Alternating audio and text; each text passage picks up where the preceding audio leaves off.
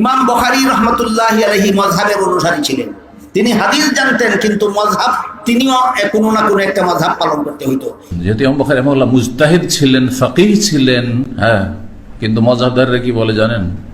যে ইমাম বুখারীও মুকাল্লিদ ছিলেন মাযহাবের। এখন হানাফি মুকাল্লিদ বলতে পারছে না, এই অপবাদটা হানাফিরে দিয়েছে। হানাফি তো বলতে পারছে না, কারণ অধিকাংশ মাসলা মাসাইল ইমাম বুখারী রাহিমাহুল্লাহ হানাফি মাযহাবের খেলাফ তার মত। সেই বুখারী পড়লে তাহলে কি করতে হবে? কোন একটা লাইনে দাঁড় করতে হবে চার মাযহাবের। বলছে উনি শাফি ছিলেন।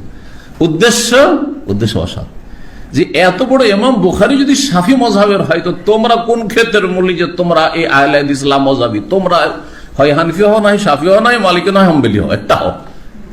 কথা বোঝা গেছে? বুখারী কোন মাযহাবের এটা নিয়ে আলোচনা করো না। কোন মাযহাবের উনি?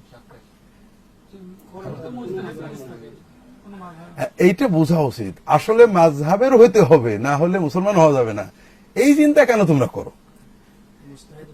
তামাসসুক বিল মাযহাব প্রথমতই এখানে তোমরা পাবা 400 হিজরি পর্যন্ত মুতামাইয়িজ ছিল না, মাইলান ছিল। মুহাদ্দিসদের কিছু মাইলান ছিল, হয়তো কিছু ব্যাপারে অনুসরণ করতেন, বাকিরা এই জন্য মিয়াফিল মিয়া হানাফি, মিয়াফিল মিয়া শাফি, মিয়াফিল মিয়া হাম্বলি, অর্থাৎ শতভাগ এরকম ওই সময় ছিল না। তো হ্যাঁ, তাদের ভিতরে তামাসসুক ছিল, অর্থাৎ ইজতিহাদ। যেমন আমিরুল মুমিনিন ফিল হাদিস শুআবা ইবনে হাজ্জাজ, সে আবু হানিফার ইজতিহাদের খুব প্রশংসা করতে, ইন্নামাল ফিকহু ফিকহু আবি হানিফা।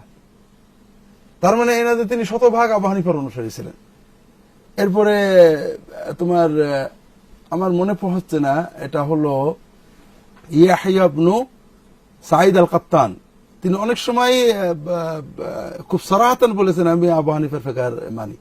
আবার দেখবো উনি অনেক ফিকহ আবু হানিফার বিরোধিতা করেছেন। কথা বুঝতে পারছো না? এই ধরনের কিছু ছিল ওই যুগে, বুখারীর যুগে, কর্ণের রাবে আসা পর্যন্ত। মুতলাক একটা তামাযহুব মাযহাবে মুআয়্যান এতে বেরোবো না, এরকম ছিল না। 2 নম্বর কথা, ইমাম বুখারী তো মুজতাহিদ। ইমাম বুখারীর বইটা তো তোমরা মাশাআল্লাহ